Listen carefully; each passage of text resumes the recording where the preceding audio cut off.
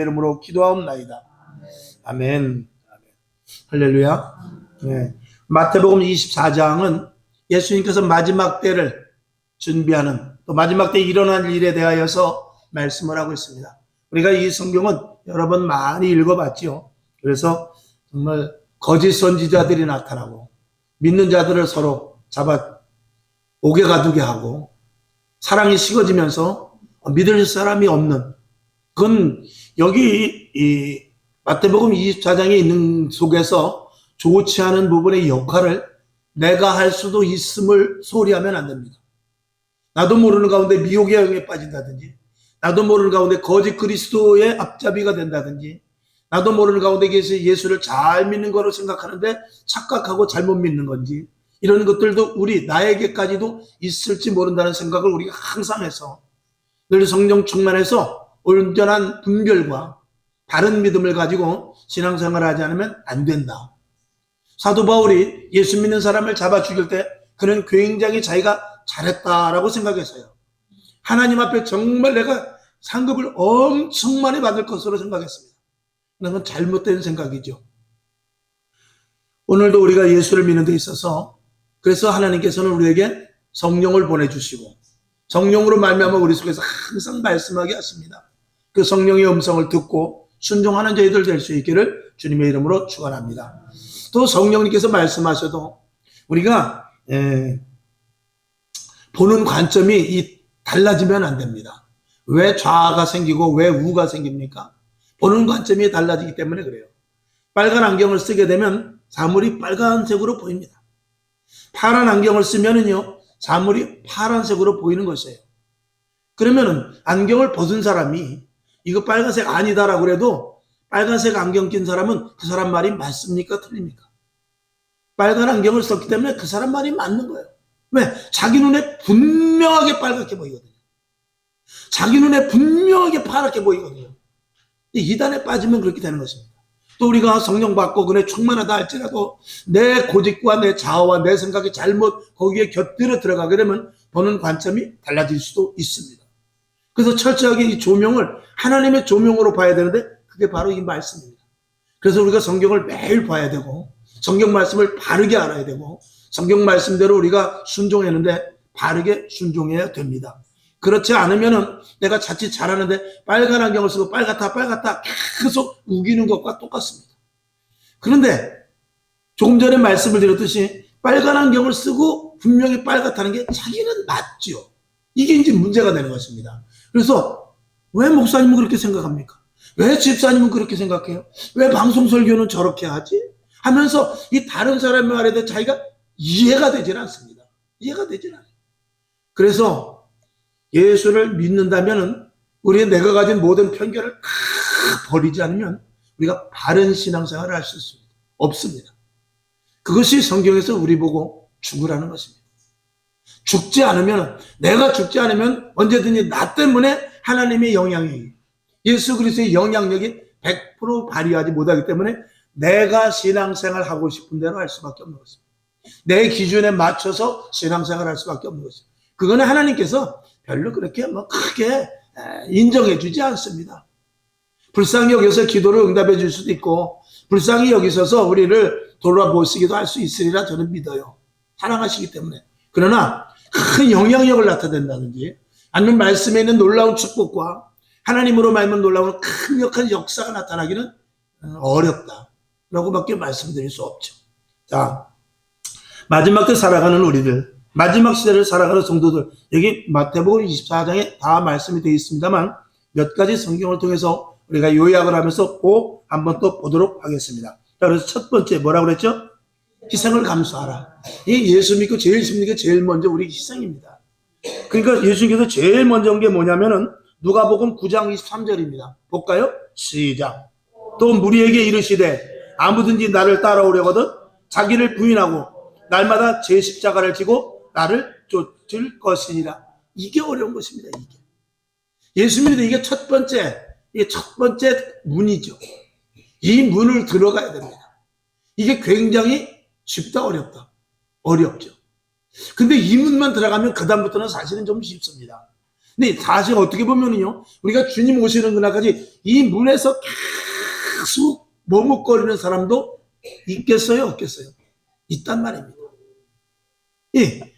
여기서 이 문을 열고 들어가야 돼. 이 문에서 서성거리면서 구원받았다고 하고, 나름대로 내가 성령 받았다고 하고, 내가 나름대로 예수 믿는다고 하지만 이 문에서 누구든지 나를 따라오려거든 자기를 부인하고 날마다 제 십자가를 져야 되는 이 일에서 계속해서 넘어지고 또 넘어지고 넘어지고 또 넘어지고 들어가는 것 같다 또 넘어지고 들어가는 것 같다 또 넘어지고 이 문을 제대로 통과하지 못하는 류의 성도들이 너무나 많습니다.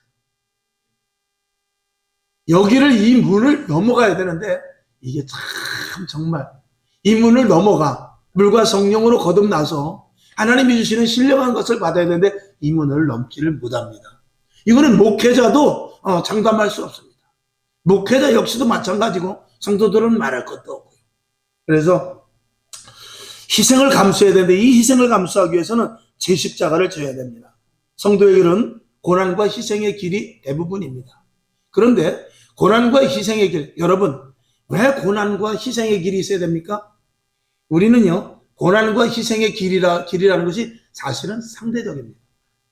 왜 제가 상대적이라고 말씀을 드리냐면 부모가 젊은 청춘이 결혼을 해서 자식을 낳게 되면 그때부터 쉬운 생활이 아니라 그때부터는 자식을 키워야 되는 얽매인 생활을 하게 됩니다. 애를 낳아야죠. 남편은 또 가족을 부양해야죠. 어머니는 자녀를 잘 또 가르치고 내 모든 것들을 다 버리고 남편을 위해서 사는 그런 모습이 돼야 되죠. 이런 모든 것들이 사실은 자기가 혼자 살 때와는 전혀 다른 생활을 하기 때문에 무척 어렵고 힘듭니다. 그러나 거기에서 기쁨과 소망과 즐거움을 찾지 못하면 그 결혼 생활은 지옥이 될 것입니다. 신앙도 마찬가지입니다. 내가 힘든 길, 어려운 길을 간다 할지라도 그 길 속에서 소망과 비전과 그리고 하나님의 도우심을 찾아서 거기서 기쁨과 감사를 찾지 못하면 예수 믿는 것은 평생 어려울 수밖에 없습니다. 여러분에게 성도의 길에서 고난과 희생을 각오할 수 있기를 주님의 이름으로 축원하며 그리고 그 길 속에서 내가 비록 아이를 낳았지만 아이를 낳기가 얼마나 힘듭니까? 그런 낳은 해산의 기쁨은 이루 말할 수 없는 것입니다. 낳은 고난을 다 잊어버리죠. 내 자녀가 그렇게 속색이고 내 자녀가 어려움을 당한다 할지라도 그럼에도 불구하고 어여시 그 우여곡절 커서 결혼을 하고 또 손주를 낳고 이런 것들을 보면서 고생과 힘듦과 어려운 모든 것들은 다 잊어버리게 되는 것입니다. 그저 가만히 자고 있는 모습만 봐도 속을 아무리 세게도 자고 있는 모습, 밥만 먹는 모습만 봐도 기쁘고 즐겁단 말이죠. 우리가 신앙생활도 그렇습니다. 우리가 힘든 거 어려움만 생각할 것이 아니라 우리는 영원한 하늘나라에 구원받은 자다. 하나님 앞에 가서 상급을 받을 자다. 이 땅에서 감히 우리 신분만큼은 하나님의 자녀로서 악한 영들과 마귀와 세상이 나를 이기지 못한다 하는 이런 신분의 가치를 우리가 확고하게 가질 때 고통과 힘듦과 어려움이 아니라 여러분 지금 우리나라가 그 축구 20세 이하 축구에서 4강까지 보니까 올라갔습니다. 4강까지 올라가려면은요 하나는 연습을 해야 돼요. 얼마나 힘드니까. 근데 나는 4강 가기 힘드니까 축구 안 할래. 그러면은 아무것도 얻지 못합니다. 그렇지 않겠습니까? 만약에 어떤 그 박싱 선수가 나는 아이고 누구하고 싸워야 되고 누구하고 싸워야 되고 누구하고 10번은 싸워야 내가 세계 챔피언이 됐는데 아이고 내가 매를 몇 대를 맞아야 될까 이런 생각하고 아유 나는 차라리 가만히 그냥 차라리 나가서 노가다나 할란다 이렇게 생각하면 그 사람은 평생 챔피언의 자리는 갈 수 없습니다. 그리고 그의 기쁨은 챔피언을 얻는 기쁨에 준하지 못하는 작은 즐거움은 있을지 모르지만 정말 무엇을 이루는 큰 기쁨은 절대로 그 애가 성취하지 못합니다. 우리 그리스도인들도 마찬가지입니다. 하나님은 우리에게 영적인 존재를 만들어 놓으시고 그리고 신령한 것과 그리고 거룩한 백성으로서의 그 가치와 우리에게 주신 권세가 있습니다. 그걸 누리지 못하고 신앙생활하면 우리의 신앙생활은 어렵습니다. 그러나 그것을 알면 알수록 신비한 체험을 하고 꿈과 환상을 보고 그리고 때로는 정말 입신까지 해서 하늘나라를 보고 온다든지 아니면 영적인 세계에서 이기고 밟고 이런 것들을 우리가 안다면 느끼고 체험한다면 우리의 신앙생활은 이 세상에 어떤 것도 부럽지 않고 돈이나 명예나 권력이 부럽지 않은 그런 신앙자가 될 것입니다. 여러분, 밤을 따려면 힘듭니다. 밤을 따려면 정신 똑바로 차려야 돼요. 밤 따려면 장갑도 두툼한 거 찔리지 않는 거 가져가야 되고, 막대기도 가져가야 되고, 신발도 운동화 웬만한 거 신어서는 안 됩니다. 왜 그렇죠? 밤이 이렇게 찔리기 때문에 그래요. 그렇기 때문에 나는 밤을 안 따겠다 라고 생각하면서 밤을 포기하면 그 사람은 평생 밤 한 개도 따지 못합니다. 그러나 내가 장갑 끼고 막대기 들고 그리고 워카 신고 가서 내가 밤을 따야 되겠다 하고 가면 그 밤을 주술 때의 기쁨은 이루 말할 수 없죠. 제가 이제 그런 예를 들었습니다만, 어쨌거나 저와 여러분, 성도에게 이런 고난과 희생이 있다 할지라도 고생과 희생의 열매는 굉장히 크다. 그 세상 말도 있죠. 인내는 쓰다. 그러나 그 열매는 달달하고 그랬어요. 고생 끝에 낙이 온다고 그랬고요. 여러분에게도 제 십자가를 지는 일에 대해서 주저하지 마시기를 주님의 이름으로 축원합니다. 그 다음에 희생을 감수하는데 두 번째, 남의 짐도 져줄 수 있어야 됩니다. 이건 사랑하는 마음이 없으면 안 됩니다. 하나님의 사랑, 예수 그리스도의 사랑, 성령님의 사랑이 우리를 구원하는 데까지 이르렀죠. 자, 고린도전서 13장 3절을 봅니다. 시작. 내가 내게 있는 모든 것으로 구제하고 또 내 몸을 불사르게 내어줄지라도 사랑이 없으면 아무 유익이 없느니라. 아멘. 우리가 무슨 일을 하든지 사랑으로 해야 됩니다. 자녀들을 키우는데 만약에 사랑이 없으면 자녀를 키우고 나서 어떻게 되냐면, 내가 너를 키웠을 때 얼마, 밥값 얼마, 여기서 재운 거 얼마, 그 값을 요구하게 될 것입니다. 그러나 부모는 사랑하기 때문에 그것을 요구하는 것이 아니라 오히려 제대로 자라나고만 있어도 그 자체가 기쁨이 되죠. 그건 뭐냐면 사랑이 그런 모든 물질에 그리고 힘듦에 이런 모든 것들을 다 덮어버리기 때문에 그렇습니다. 만약에 부모가 자녀를 사랑하지 않으면 자녀는 짐이 될 수밖에 없습니다. 그러나 부모는, 어느 부모가 자식을 사랑하지 않겠습니까? 고슴도치도 자기 자식을 사랑합니다. 그렇기 때문에 부모는 자식을 사랑하기 때문에 함께 아무리 힘들고 싸우고 별일을 다 한다 할지라도 그 사랑이 있기 때문에 자녀가 함께 이렇게 가정을 꾸리고 나아갈 수 있는 것이죠. 우리는 예수 그리스도로 말미암아 정말 하나님과 관계없는 내가 그냥 하나님께서 나를 사랑하심으로 말미암아 구원했다는 이것을 저와 여러분이 분명히 인식해야 될 줄로 믿습니다. 그 다음에 한 걸음 더 나가서 보니까 희생을 감수하는 데 있어서 억지로라도 하라고 그랬어요. 자, 나보다 남을 낫게 여기면서 구원의 은혜를 날마다 생각해야 됩니다. 내가 어떻게 구원받았는데, 이런 생각을 잊어버리지 말아야 되겠죠. 고린도전서 15장 31절을 보겠습니다. 시작. 형제들아, 내가 그리스도 예수 우리 주 안에서 가진 바 너희에게 대한 나의 자랑을 두고 단언하노니 나는 날마다 죽노라. 죽은 자는 말이 없다 이거지. 내가 날마다 정말 분이 솟구치고 때로는 정말 좋지 않은 결정을 할 때도 내가 죽어버리고, 그리고 하나님이 해결해 주시옵소서 하는 것이죠. 그래서 그 밑에 보면 이후 하나님은 반드시 열매와 상급을 주십니다. 아멘. 자, 고린도전서 15장 19절 시작. 만일 그리스도 안에서 우리의 바라는 것이 다만 이생뿐이면 모든 사람 가운데 우리가 더욱 불쌍한 자리라. 디모데후서 4장 8절 시작. 이제 후로는 나를 위하여 의의 면류관이 예배되었은즉 주 곧 의로우신 재판장이 그날에 내게 주실 것이니 내게만 아니라 주의 나타나심을 사모하는 모든 자에게니라. 아멘. 자, 마지막 때 우리가 마지막 때 어떻게 살아야 될까에 대해서 첫 번째는 희생을 감수해야 되고, 그 다음에 마지막 때를 살아가는 성도 두 번째, 시험을 이겨야 됩니다. 아멘. 자, 그래서 첫 번째, 마귀의 괴계에 넘어가지 말아야 됩니다. 이 마귀의 괴계를 아는 것은 표면이 아니라 이면을 볼 수 있어야 돼요. 마귀가 하는 것을 알게 되면, 여러분 만약에 군인이 경계를 서다가 적군이 위장을 하고 살금살금 걸어오는데 그걸 봤으면은 가만히 보고 있을 거예요. 그래, 내 안에 사정거리에 들어오기만 해봐라. 그러면서 움직이는 모습이 어떻겠어요? 저 녀석은 내가 보는지도 모르고 저렇게 기를 쓰고 숨을 죽여가며 오는구나 하면서 웃고 있지 않겠습니까? 그러나 그걸 보지 못한다면 급습해서 그 보초를 서다가 자신이 죽게 될 것입니다. 여러분, 영적인 전투도 마찬가지입니다. 마귀의 계계를 이건 마귀의 장난이구나.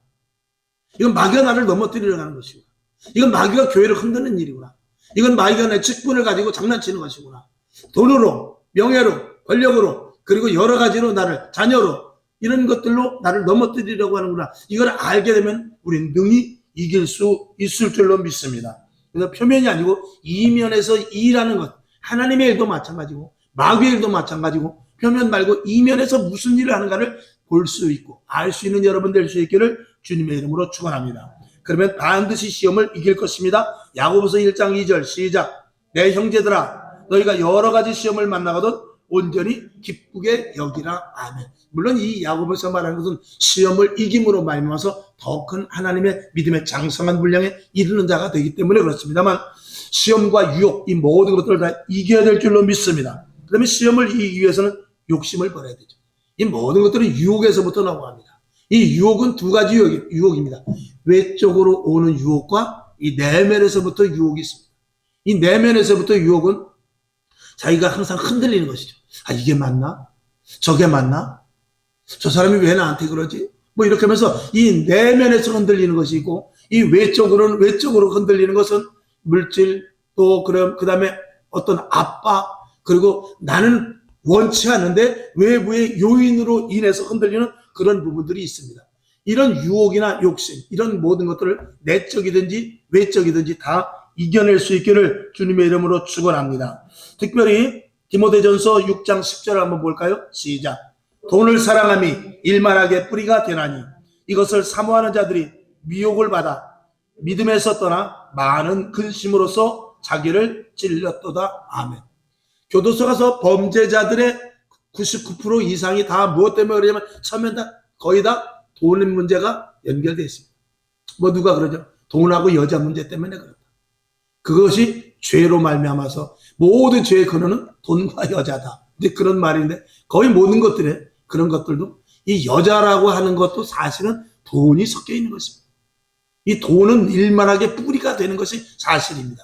그러나 돈을 제어하기만 하면 물질의 복을 받을 수 있고 하나님과 더 가까워지는 그런 관계도 만들 수 있다는 것도 여러분들이 아시기를 바랍니다.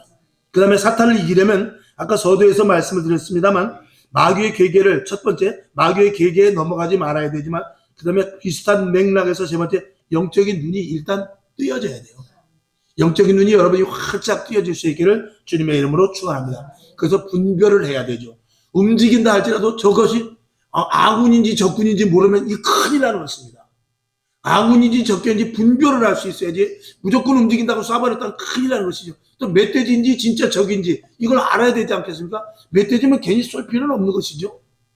자, 요한복음 6장 63절 시작. 살리는 것은 영이니 육은 무익하니라. 내가 너희에게 이른 말이 영이요 생명이라. 아멘. 이것은 이제 또 제가 이번 주일 저녁에도 말씀을 드리겠습니다만 오늘 새벽에 스가랴서 11장을 했어요.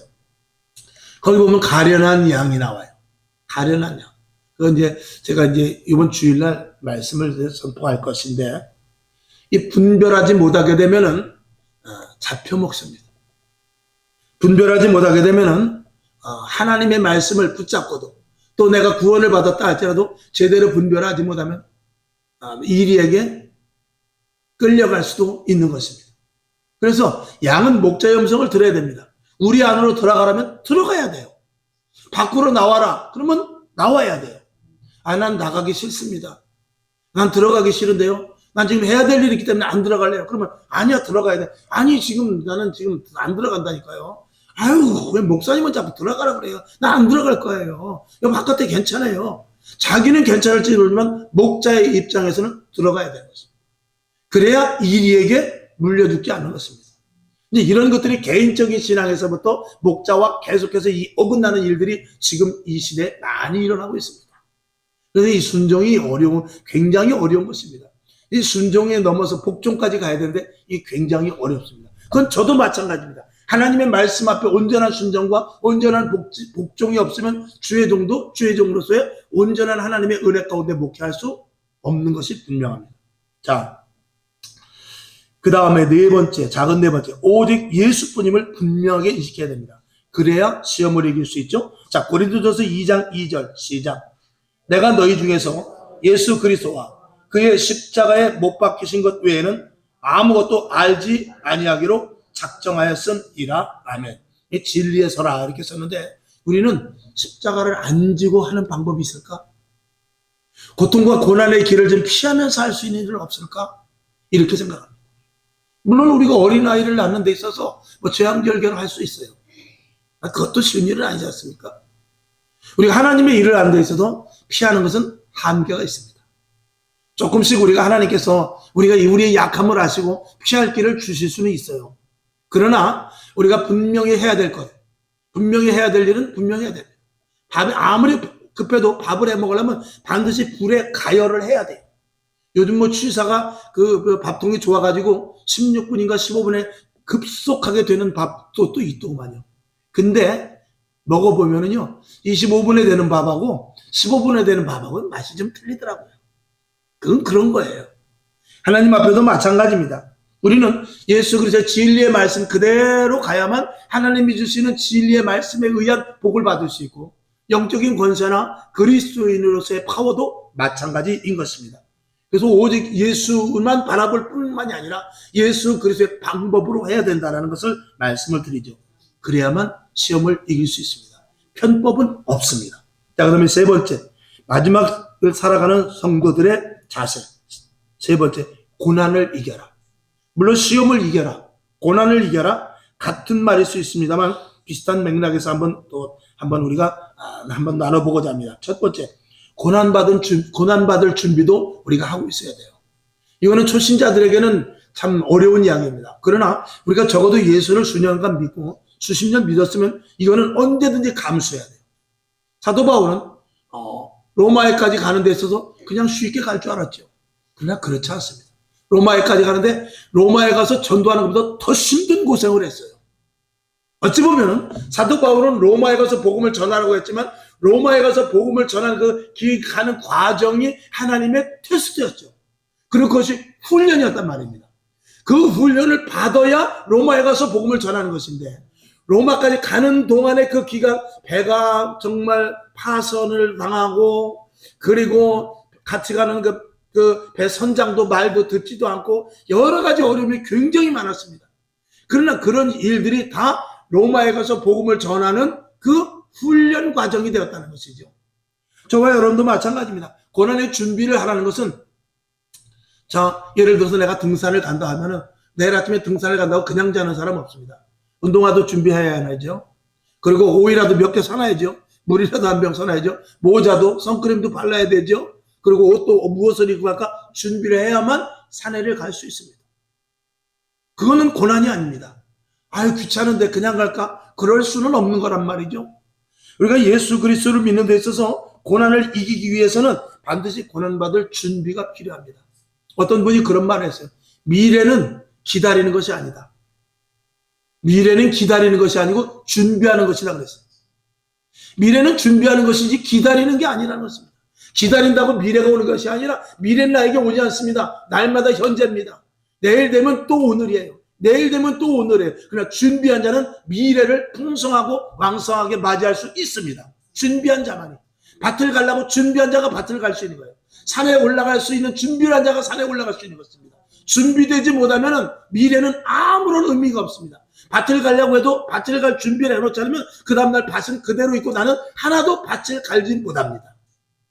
그리스도인에 있어서 고난받을 준비를 하는 자와 고난받을 준비를 못한 자는 천지 차이라는 것을 우리가 인식을 해야 된다는 것이죠. 자, 시편 18편 2절 시작. 여호와는 나의 반석이시요 나의 요새시요 나를 건지시는 자시요 나의 하나님이시요 나의 피할 바위시요 나의 방패시요 나의 구원의 뿌리시요 나의 산성이시로다. 아멘. 이 믿음을 분명히 믿으시기를 주님의 이름으로 축원합니다. 그래서 연단에서 정금과 같은 확고한 믿음자가 우리가 된다면 하나님이 얼마나 기뻐하시겠습니까? 그 다음에 고난을 이겨야 되는 데 있어서 고난을 유익으로 알아야 돼요. 고난을 유익으로 알아야 된다는 것. 시편 119편 71절 시작. 고난당한 것이 내게 유익이라 이로 인하여 내가 주의 율례를 배우게 되었나이다. 아멘. 그러니까 여긴 두 가지가 있어요. 고난을 당함으로 말미암아서 하나님께서 나에게 주신 뜻을 아는 것. 이것인데 어떤 사람은 고난을 당해도 왜 당하는지 모르면 이 고난은 아무런 의미가 없습니다. 이 고난을 당했을 때 이게 자 지금 이 시대적으로 봤을 때 코로나가 일어났다. 그러면 왜 일어났으며 하나님의 의도가 무엇인지, 정권이 바뀌면 하나님의 의도가 무엇이며 왜 바뀌었는지, 아니면 내 자녀의 일, 직장의 일, 사업장의 일, 또 내 안에서 일어나는 여러 가지 이런 일들을 다 무엇으로 볼 수 있어야 되느냐? 하나님의 의도가 무엇인가? 하나님이 왜 이런 일을 지금 진행하고 계신가? 이걸 알지 못하면 그 고난은 아무런 의미가 없게 되는 것입니다.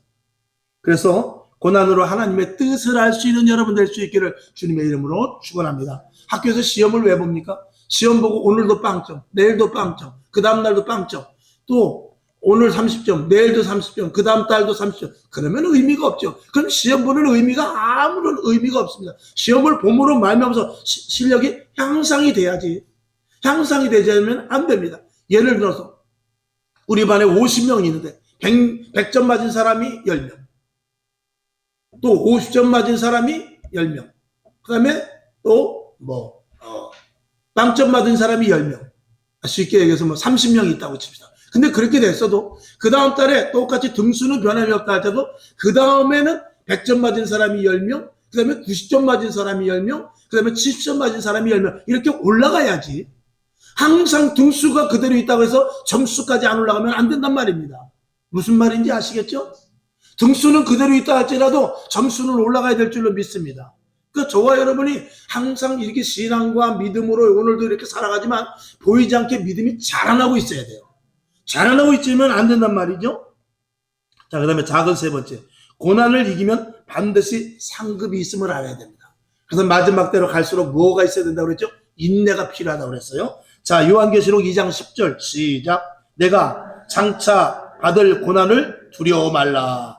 볼지어다 마귀가 장차 너희 가운데서 몇 사람을 옥에 던져 시험을 받게 하리니 너희가 10일 동안 환난을 받으리라. 내가 죽도록 충성하라. 그리하면 내가 생명의 면류관을 내게 주리라. 아멘. 마귀에 의해서 여러 가지 어려움을 당할 수 있으나 그런 것들을 감수하고 각오하고 반드시 소망을 가지라는 것입니다.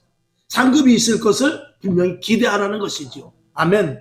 자, 그 다음에 마지막을 살아가는 성도들의 자세. 네 번째, 하나 되기에 힘써야 됩니다.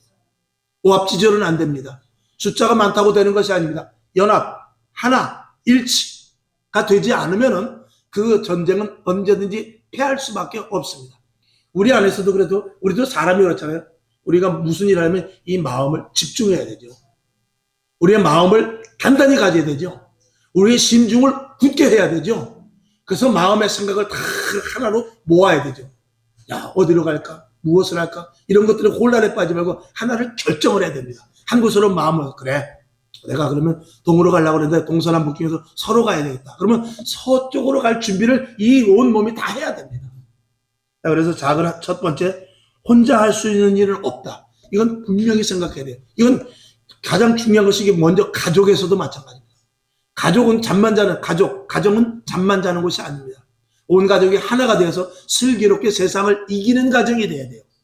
그래서 어려울 때, 와, 우리 가정에 와서 내가 잠자고 나가니까 편하다가 아니라 잠자고 가정과 대화를 하면서 힘들고 어려운 일, 세상의 모든 문제를 이길 수 있는 근원의 가정이 돼야 돼요. 근원의 부부가 돼야 됩니다. 근원의 형제가 되지 않으면 그 가정은 아무런 의미가 없습니다.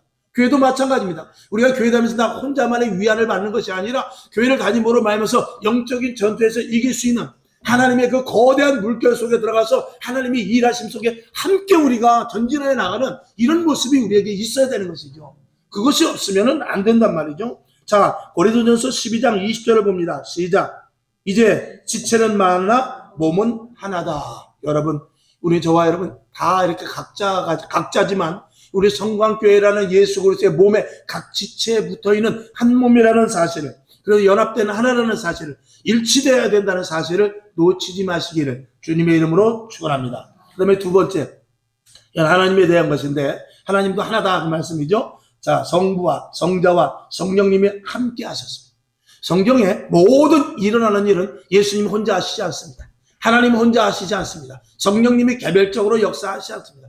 절대적으로 성부와 성자와 성령이 연합해서 함께 삼위일체 되신 삼위가 함께 하십니다. 자, 요한복음 19장 30절을 봅니다. 시작. 예수께서 신포도주를 받으신 후 가라사대 다 이루었다 하시고 머리를 숙이시고 영원히 돌아가시니라. 아멘.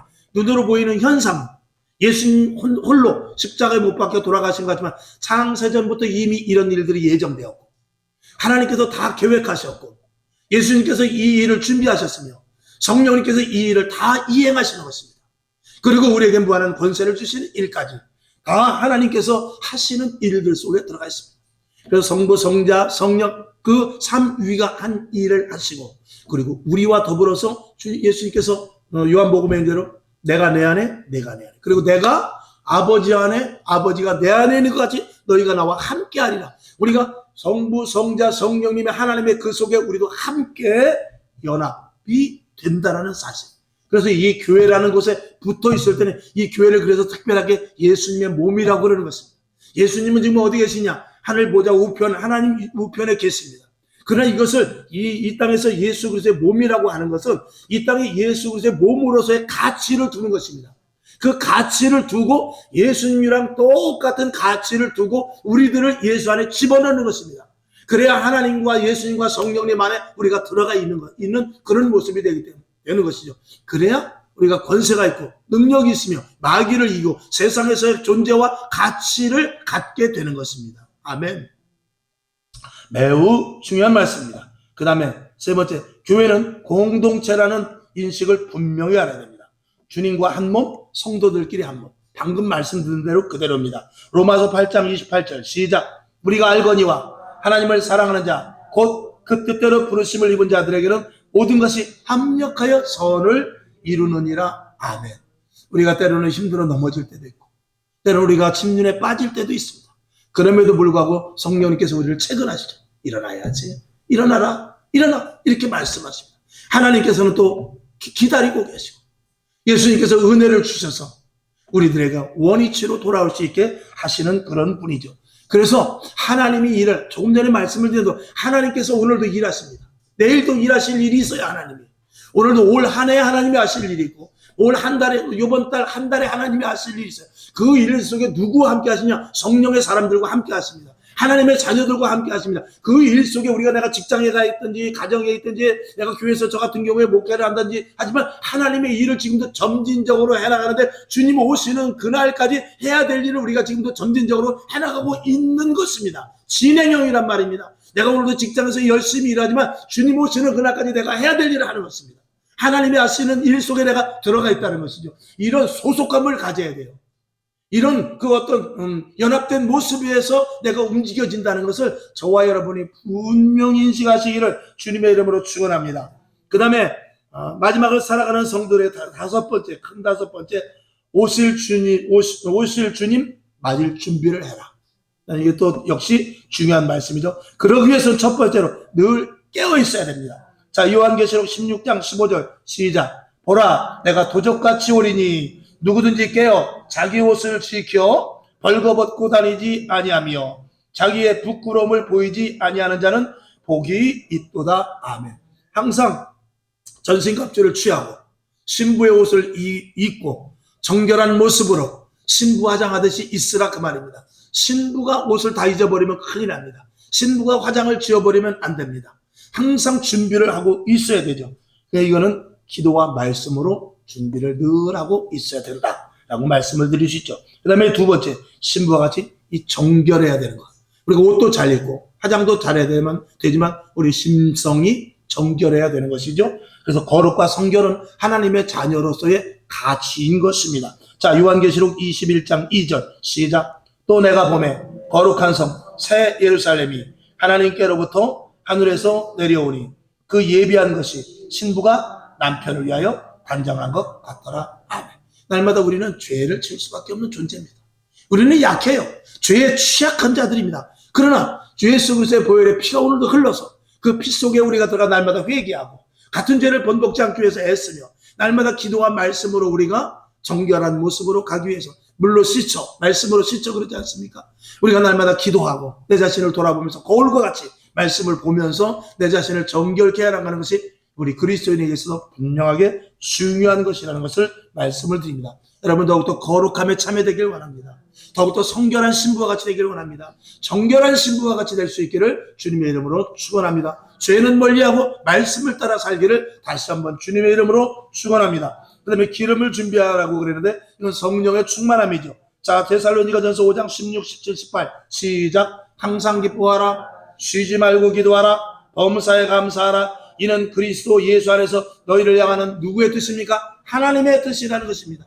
이 하나님의 뜻, 이 하나님의 뜻대로 살면 성령 충만한 생활하고 있는 줄로 믿습니다. 자, 마지막으로 마귀가 노리는 것. 모기는 무엇을 노립니까? 피를 빨대에다 딱 꽂아가지고 피를 딱 먹고 있죠. 그러고 나서 잡으려고 손바닥을 대려고 그러면 잠깐, 당신과 나는 피를 나눈 형제인데 어떻게 죽일 수가 있냐. 그러면 멈칫하고 죽일까 말까. 나랑 피를 나누는데 어떻게 내가 죽일 수 있을까. 그런 모기가 아니라, 자, 마귀가 노리는 것, 구원을 뺏고 우리의 인생조차 뺏으려 합니다. 이 마귀가 하는 짓이죠. 구원을 뺏으려고 합니다. 고난, 시험, 의심, 불평, 불만 이런 것들을 통해서 구원 자체를 뺏어버리려고 해요. 이스라엘 백성들이 예를 여러분들이 잘 아시았습니까? 광야 이스라엘 백성들, 이들이 고난이 싫다. 왜 시험이 이렇게 많으냐? 의심하고 정말 이래가지고 뭐 가나안 땅 거기 젖과 꿀이 흐른다더니 맨 군인들만 있는데 우리가 가겠느냐? 우리는 그대로 되면 밥이다. 갈 수 있겠느냐? 메뚜기와 같다. 이렇게 말하면서 못 간다라고 했죠. 그래서 결국 불평과 불만으로 말미암아서 가나안 땅을 들어가지 못했습니다. 구원이 취소돼 버리는 참 어이없는 일을 당하게 되죠. 그 다음에 인생조차도 망치게 됩니다. 이런 것들 돌이나 쾌락, 권력, 이성 이런 것들로 계속 우리를 유혹하죠. 그래서 우리의 인생조차도 아예 망쳐버리려고 하는 것이 마귀가 노리는 것입니다. 특히 믿는 자들에게는 더욱 마귀가 이 일에 적극적이다 라는 것을 우리가 분명히 인식해야 되죠. 그렇게 되면 축복과 권세와 영적인 은사 이런 것들은 놓칠 수밖에 없게 되는 것이고, 그렇게 되면 성도들은 날마다 이 싸움이다라는 것을 알고 날마다 영적 전투의 자리에 서 있어야 됩니다. 그렇지 않으면 안 되죠. 자, 마태복음 24장 13절 시작. 그러나 끝까지 견디는 자는 구원을 얻으리라. 아멘.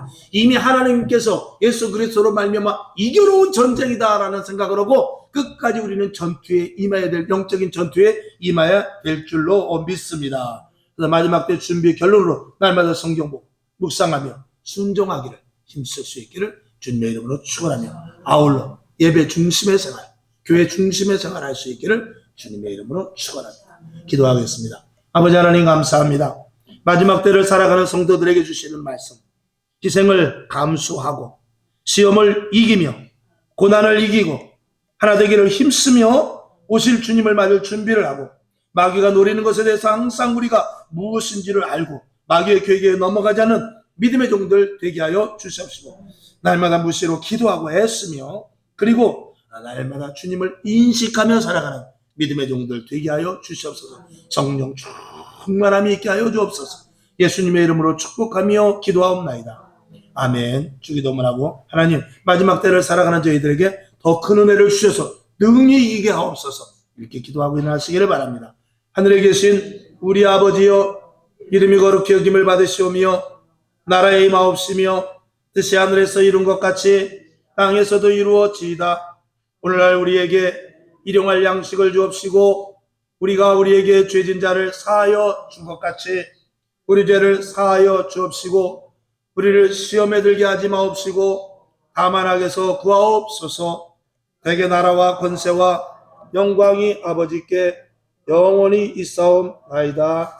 아멘. 주님 영광 받으시고 하나님의 충만한 애가 넘치게 하시며 강한 편팔과 능력의 손으로 붙잡아 주시되 마지막 때를 살아가는 저희들에게 악한 사탄 마귀의 계계를 이길 수 있도록 힘주시고 도와주시옵소서.